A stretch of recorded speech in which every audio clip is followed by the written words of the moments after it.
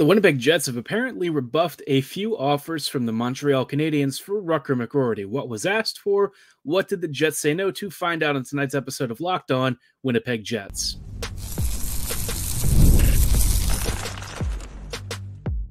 You're Locked On the Hockey Jets, your daily podcast on the Winnipeg Jets, part of the Locked On Podcast Network, your team every day. Greetings, friends, and welcome to tonight's episode of Locked On Winnipeg Jets, part of the Locked On Podcast Network, your team every day. I'm your host, Harrison Lee, an avid Winnipeg Jets fan and an online blogger. You can follow me on Twitter at HLivingLoco and at LO_Winnipeg Jets. Thanks for making Locked On Jets your first listen of the day every day. If you like what you're hearing, be sure to like, follow, and subscribe on all of your favorite podcasting platforms and YouTube. Doing so, of course, is always free of charge and ensures you never miss another episode. Most of all, though, we just love and appreciate your support, especially during these wonderful off-season days. Now, we're kicking off tonight's episode with an interesting report out of out of Slovakia. This coming from a newspaper. I don't even want to begin to pronounce it. I think it's Hockey Kveb or something like that, or Hockey. I don't know how to pronounce it. Apologies for anyone who is Slovakian. I probably just butchered that. But there has been a report about some news from overseas about what the Jets may have been, I guess, receiving offers for Rutger McGroarty when it comes to the Montreal Canadiens, right? The Habs are one of those teams where, of the squads that you might imagine having the futures and stuff to perhaps make a play for Rutger, they technically are counted among that group. But let's be real, right? When it comes to deliverables in assets and roster players, Montreal has typically been a little bit further back of the pack. All that said, they still made a fairly competitive offer, and the Jets apparently turned down a package that involved Philip Missar, a draft pick from probably the Panthers in 2025, a first rounder, and maybe Justin Barron or Jordan Harris, which is kind of the usual prospect pick and, a player, but let's be real, right? Nothing to really write home about. The best asset in that whole deal is probably a first rounder. We'll get into what this could mean for what the Jets are still holding out for and how long it might take for them to actually get their ask in just a little bit. Before we go any further, though, just wanted to let you know that tonight's episode is brought to you by Game Time. Download the Game Time app, create an account, and be sure to use promo code LOCKEDONNHL for $20 off your first purchase. Terms do apply. Now, coming back to the report out of Slovakia, obviously the biggest thing here is that the Jets are still holding firm to their original ask. And I think that's probably something that's worth noting since, Winnipeg has been relatively patient, and I think we haven't heard a lot from the Jets other than them trying to kind of set the narrative on this whole McGroarty situation. And if Winnipeg is essentially still asking for the usual trio for like a highly rated player or prospect, well, I could see some teams being willing to meet it. I guess my concern is that, the reason the Jets probably said no to this is that, unless they got the Calgary pick, which would be likely a lottery sort of pick from next season, and definitely was not being sent to Winnipeg for that matter, the Jets probably don't see a lot of value out of this deal. You get some spare parts and depth options in terms of roster talent and futures, and an okay back of the first round pick, which is just sort of, it's all right. But I think Winnipeg wants something a little bit tastier. And if they're still holding out, you probably won't see anything until either late this summer or maybe even getting closer to the trade deadline, which for the Jets probably makes it a little bit uncomfortable. I think the longer that this sits, there does start to be a little bit of nerves in terms of making sure that Rutger does not go back to Michigan for his final season. If he does, before the Jets can trade his rights, he can just walk into free agency, and then teams might not be willing to pony up. So for Winnipeg, I think that there is some imperative to not necessarily turn down every deal like this, but I think Winnipeg is definitely using Montreal as leverage, which is really funny because Montreal has tried time and time again to get players out of Winnipeg, and time again, their offers have fallen relatively short. This is probably one of the fairest value deals that we've seen Montreal offer for something the Jets have. Usually when you hear their fans talk about like Pierre-Luc Dubois or something, it was some insulting offer compared to whatever the Kings were giving the Jets when that trade broke. So this one I would say is a little more on target, but I think in terms of the actual value of the trade package, it's modest. But at some point, if that becomes the best that you can really do, I don't necessarily hate that being the return, but I think you can do better. And I think the Jets are going to play the waiting game. They don't really have as much of an incentive to try and force it to happen right this very second. Just a relatively tighter timeline, right? We talked about it in previous episodes. They need to probably resolve this before the start of the season. I think the longer you get into the actual season all the way to the trade deadline, I think that starts to make things a little bit dicier. So if Winnipeg could get something that's maybe closer to not necessarily a top 10 first rounder, because that's just not happening, but if they get like a top half, maybe like a 14th or 15th overall sort of pick in that range based on, perhaps this season standings, maybe like a B prospect and like a B player, I could be talked into it. I don't think that's necessarily a bad return. It does kind of seem like they're hinting that they're not really exploring bringing McGroarty back into the lineup, which I kind of thought might be the case. I feel like the damage has been done at this point, and the Jets probably don't have a huge appetite to try and rebuild bridges unless McGroarty himself really initiates that. And I'm going to guess that his agent and his family, and perhaps McGroarty himself, they probably aren't really thinking about that in that respect. So I guess we're still heading towards a trade. Seems like that's the messaging. And based on the trade package, I mean, it's about what you would expect, right? So Winnipeg, I think, when they were talking about some of those breaking news pieces about updates on the McGroarty situation that we saw out of Mike McIntyre and Murat Atesh, my feeling at the time was that it was more, the Jets just not getting their ask out of teams than it was the fact that squads were really spooked by his whole demand for, power play time, a top 6 or top 9 roster spot. I think teams sort of expect that out of him. I mean, it wasn't really a shocker that he was asking to play. I think it's more the Jets having a price that most teams just feel uncomfortable with right now. But at some point, they may change their tune. We'll have to see. I think it's interesting that Winnipeg is probably pushing this a little bit out there. Where it actually came from is a little bit of an iffier source. We haven't really seen this particular article or newspaper really talk about the Jets before, but usually if something like this comes out, it's because Winnipeg is looking for some sources and some streams to leak information to and to try and force something to happen their way. So maybe that's the case here. Maybe it really just was some discussions around Nassar. Maybe that's how it all came out. But either way, I think we're getting a sense of what the Jets are still asking for. And I think the biggest takeaway is that Winnipeg is going to be patient and doesn't want to force things if it doesn't have to, which so long as that they do this before it starts to get to the end of Rutger McGroarty's season at Michigan, I think they still have a decent chance of getting an all right return. But if you start really getting to that moment, then you get a little bit nervous. So, again, I think it's not like an urgent matter to have it done tomorrow, but definitely the sooner you can get it done towards the end of the summer, I think the better off life will be as we head into the start of the new season. Speaking of the start of the new season, a while back we did some season previews for most of the skaters up front.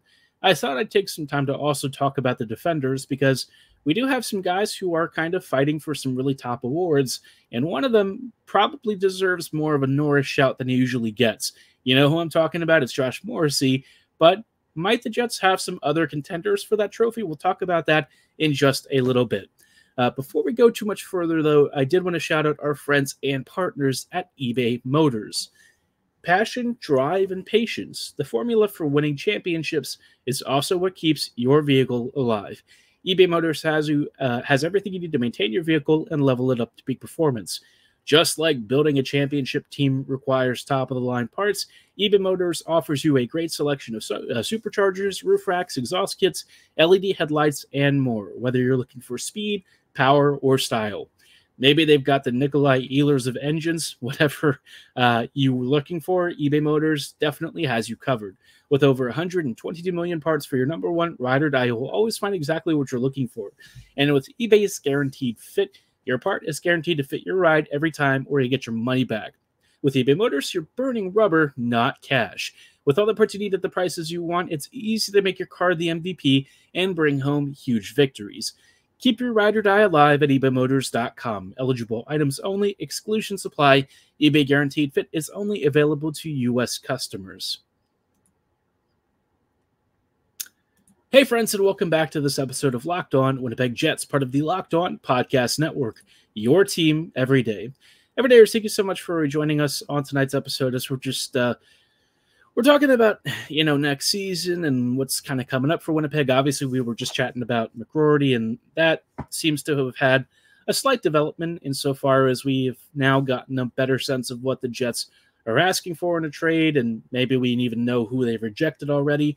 But with the Jets roster as it is right now, there are still some things to kind of walk through, and I wanted to spend some time talking about what I'm expecting out of this year's defensive core, right? Because we're going to have a new defensive system under Dean Chenoweth, and obviously, I haven't sat there and watched Chenoweth before, other than through his time with Toronto and Carolina. So there's some interesting stuff to consider there, but I think with the Jets defense, we are going to have a number of top performers that are sort of the usual guys, and then a couple of names that I'm interested in on sort of the back end that we haven't really given a ton of consideration to yet. But before we dive into that, just wanted to talk to you Fox Sports or ESPN watchers. If you find yourselves having to turn down the volume because there's too much shouting, you should make the switch to Locked On Sports today, a free 24/7 sports streaming channel programmed for you daily to bring you the biggest stories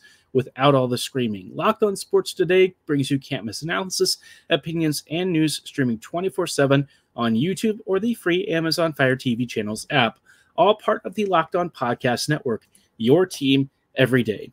Now, like I said, obviously I alluded to, well, I didn't really allude to, I did actually talk about the Jets bringing in, some new systems, of course, but I think for the Jets, we're going to have some top performers that we already are aware of, right? Especially for the back end. Coaching aside, obviously Chenoweth, I think, is going to bring some interesting experience. I think, his time with Toronto and with Carolina has probably brought some really good structure, but the Jets already have a couple of top performers, and one of them is going to be Josh Morrissey. I mentioned that he was honestly somebody who's probably a little bit overdue for some Norris consideration. I mean, he had it last year and the previous season, but I really feel like last year especially, his game took another step forward, because the year prior, when he had even more Norris recognition, look, he did light the lamp a ton. He was a huge offensive producer, but he also cheated for offense a little bit, and that sort of left some actual defensive gaps where you'd probably notice it more just in sort of the D-zone cycles than on rush chances, because like when it comes to rush chances, Morrissey tends to be really, really good. The guy handles odd man rushes especially well, which I always find fascinating. But last year, he was just a complete all-around top-end defender. The fact that he has really evolved into this is really special, and it's wonderful to see. If there's anyone who honestly just deserves to be happy and have the success, it's got to be Morrissey. The man has been through some difficult times over the years, and it's just nice to see him really excited, really loving playing again, and I think it's really good for him to get that Norris consideration, because I think at some point he really does deserve a chance to win that title. Now, he does have a pretty tough field, I'm sure, this season. A healthy Fox is going to be in the running. You'll probably have Makar at some point if he's healthy again. You've got the usual standbys, Yossi and similar company like that. So I don't know if he'll ever win a Norris outright, but I think the season could be a really fun one for him all the same. Under Arneal, I expect him to be a really big contributor, and I'm curious to know if the Jets power play under Davis Payne is going to see any adjustments that tries to use Morrissey maybe in a different spot, because as like a power play quarterback, he's sort of struggled there. But as a power play shooter, maybe along the half walls, he actually has had some success. So I'm curious to know if they experiment with that. But for Morrissey, I think we all sort of know what to expect with him. He's going to have another top season. I think he'll probably hit between 55 and 65 points, maybe more if we're really fortunate and blessed like he's done the past couple of years. I don't really care so much if he's like scoring like a billion points. I just want him to have that really strong two-way game that allows him to be such a versatile threat at all zones of the ice. His partner, DeMello, I think is where you're going to see a bit of a drop-off this season. I noticed it last year, and even in the prior season, there have been some flags that Dylan is slowing down. So his contract term, I think, was a little bit problematic in the longer run for the Jets. Obviously, the cap hit's not really that big of a deal, but I think the term carries Dylan through probably the latter stages of his career. I think he's starting to do that Nate Schmidt thing where you can see the foot speed decline, and you can see his on-ice numbers taking a bit of a hit. That said, I mean, he's still one of our best safety valves, and if you're looking for somebody who, if you demote him to like the second or third pairing, especially later in his career, he's still going to give you some really strong results while also giving you some really good stuff right now. There just aren't many better options for the Jets to bring in. And, internally, the Jets definitely don't have a DeMello ready to step up right now. Salamonson may eventually be the guy that I've sort of tabbed as his future successor, but Salamonson's not ready for the first pairing this season. I love him. He's very mature. I think he's ready for some form of North American pro duty, whether it's on the third pairing in Winnipeg or with the Moose top pairing, but, certainly not with Morrissey, not just yet. So DeMello, I think, is going to play a really big role, but I think he'll probably have more like second pairing underlying numbers this year, which is fine, right? I think we all sort of know that he is getting older, and all this, all that said, he's still very good for what the Jets have asked of him, and he's been such an anchor and an on-ice leader for this team for many years. I do expect that to continue. Now, for this first part, the last name I'm going to wrap up with is Neil Pionk, because he probably brings one of the hardest reads. Neil, for some reason, had a really bright year in the bubble when the Jets were only facing Canadian teams. I'll leave you to determine why that is. But since then, it's been a steady decline. And should Pionk stick around, at some point, I think Winnipeg is going to have to realize they need to shelter him more. I like his personality, and I think he's a really fun leader to have. But in terms of the on-ice stuff, you've heard me talk about it before. It's really, wow. It's just bad. I'll be honest. It's taken a turn for the worse the past couple of seasons, probably back to his New York Rangers days. And I think part of it is that as Pionk is aging, you notice his ability to pivot and turn around and quickly adapt and move laterally and stuff to opposing threats has really taken a hit, right? He was never the kind of player who was necessarily anticipating reads at a top elite level, but he used to be able to physically keep up and make some really solid defensive body plays and stuff before. But these days, he's really lost a step. And as he's tried to compensate by rushing plays a little bit more frequently, I think that's just hurt him a lot. There are moments where he'll rush a read and he gets himself into like more trouble than he actually would have been if he just was a little more patient. Other times he just doesn't see the threat either on the back door or when he's sort of moving around the face-off circles, and that also gets him into some trouble. And like, I don't want him to cover every single inch of the goal mouth area. That's not really possible. But there are a lot of moments where Pionk just hasn't been able to shut down either those cross slot passes, some of the shooting angles and stuff. And so it's just tough, right? I think this year he probably needs to get third pairing minutes, and I suspect that's not going to be the case. Now, what I am hoping for is that Chenoweth is able to maybe at least balance the pairs out a little more. There's not many players that Pionk has generally done well with. I think Heinola actually had a very small sample size of having relatively break-even on-ice shot differentials with Pionk. Obviously, I don't know that that's really much to go off of right now, but if you're trying to find a way to sort of minimize the damage and maybe find a pairing that gives Pionk maybe a little bit less pressure and allows him to have a very sort of puck carrier with him who's going to do most of the heavy lifting. Heinola might actually be that kind of guy. Ville, I know a lot of people sort of look at and they're like, oh, he's small and undersized and stuff. And that may be true, but he's also one of our best pure puck carrying blue liners. So I don't want to go too much into Heinola yet because I want to talk about him a little bit later in the episode. Obviously, he's sort of for part 2. So I'll leave that assessment there. But for Pionk, I think the biggest thing is, should he play this year? A lot of it's going to be sort of damage mitigation. I hate to put it that way, but I think that's the reality of where his game is at this stage. But like I said, we've got a few other defenders to chat through, and we'll talk about those guys and what I'm hoping for them for this year in just a quick moment. But like I said, before we go too much further, wanted to shout out our friends from the start of the episode at Game Time. Obviously, when it comes to buying tickets, a lot of us have been through the ringer. You get hit with surprise fees, random charges, and sometimes when you're buying a ticket, right, you're spending a lot of money, but you're not actually sure where you're sitting. You see it on a seat map. You maybe have a sense of what the view is like, but unless you've been to the venue, sometimes you're kind of buying blind, and that's no fun, right? Especially if you're buying them Taylor Swift tickets, man. Good luck to you spending that much for those. But Game Time totally understands the pain. They've been there before.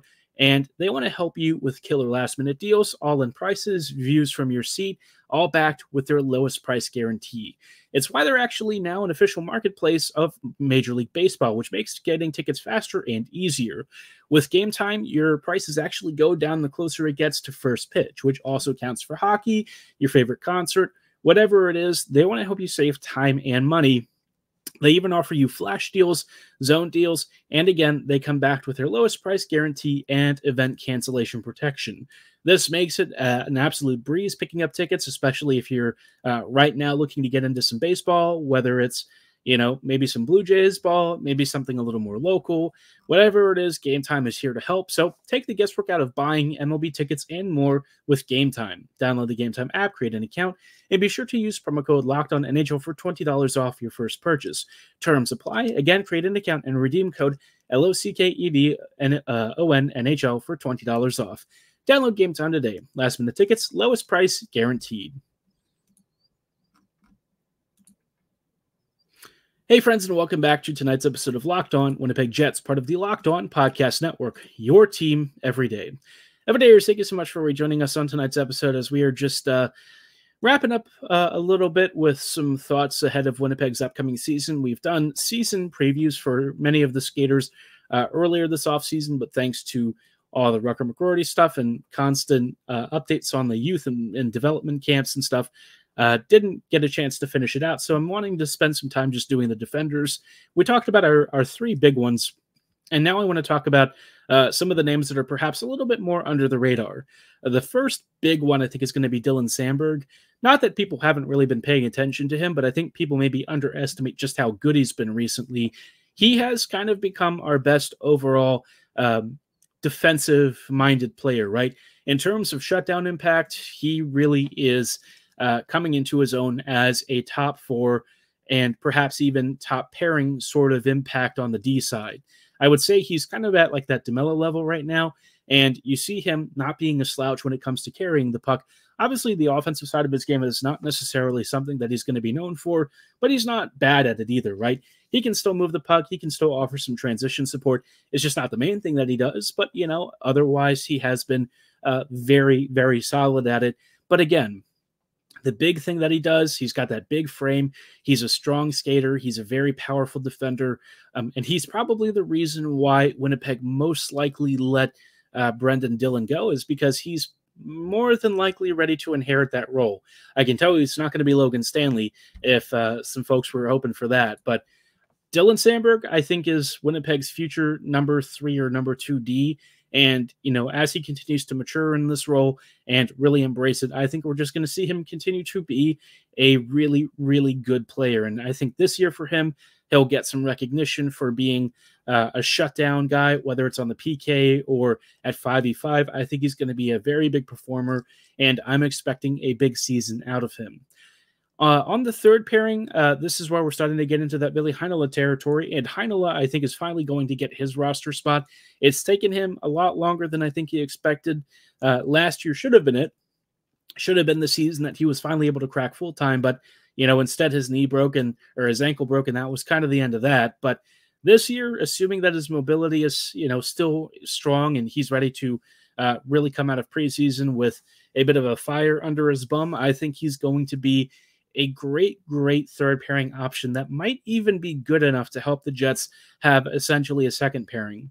The biggest thing that Heinola does is he moves the puck really efficiently. And I know everyone always says you need bigger, stronger defenders, and that can help at times if those guys are capable of exiting the zone and making transition plays, also just completing passes. Unfortunately, the Jets usually don't do that with respect to their bigger defenders. They don't find players who are capable of that as often. Dylan could do some of it pretty well, but otherwise, right, like that's not their biggest part of their game. Heinola, though, is the guy who's going to be that sort of player. He's going to move the puck quickly. He actually wants to defend as minimally as possible, which is kind of an interesting concept. Avoidance, right? You keep the puck moving up the ice. You make those smart plays, those breakout passes. You make the zone exits and transitions. You want to keep it out of your own end. It's sort of defending by advancing the puck further up the ice, a la Nikolai Ehlers. So in that respect, I think Heinola offers that skill. And he might also get some power play time. If he gets on the second power play unit, I think he'll show why I continue to think that he would be our best power play quarterback. He's not going to get PP1 time because you've got Josh Morrissey, and Morrissey is basically unbenchable there. Personally, I would still make the switch. I love Josh, but I think we all know that his play at the point it's a little less efficient than I'd probably prefer. But like, if that's my biggest complaint about his game, I'm happy to have that complaint. He's just so dang good at everything else that you really can't be that upset. So all that said, Heinola should offer a nice wrinkle for power play too. And at even strength, I'm expecting a really nice season from him overall. Rounding it out, you've got Colin Miller. Colin, I think I'm expecting to have a really solid number 6 role. I think he's the natural Schmidt replacement. He likes to slap the puck a lot.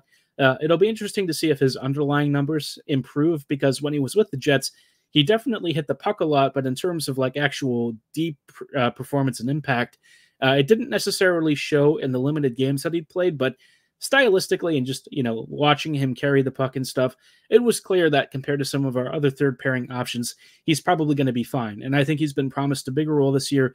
I think he expects to start pretty consistently, and I would be pretty happy about that, especially on that right side where we don't have a lot of puck moving ability and, quite frankly, stability. So expecting a really solid season from him. Don't think he's going to score loads, but I think he'll be a nice, tertiary contributor. And maybe if he gets on the power play or something, maybe he can still do some of that quarterbacking. We'll see. I think they're going to try a few different options, but if there's one thing that is true, it is that he loves hitting them from the blue line. So I think our D unit this year will be solid. Stanley will probably rotate in for at least a few games here and there, but generally speaking, I think those big 6 are going to be the core that they lean on. Let me know what you think about that and what you think you're going to see out of this Jets blue line next season. Are you excited about Chenoweth's new systems? Do you think it's not really going to make a difference? Drop your thoughts below or at my social medias at HLivingLoco and at LO_Winnipeg Jets. For tonight's episode, though, that's going to be all the time that we have. I thank you so much for listening and making Locked On Jets your first listen of the day every day. We'll see you back here tomorrow with even more Jets coverage, so stay tuned, have a great night, and as always, go Jets go.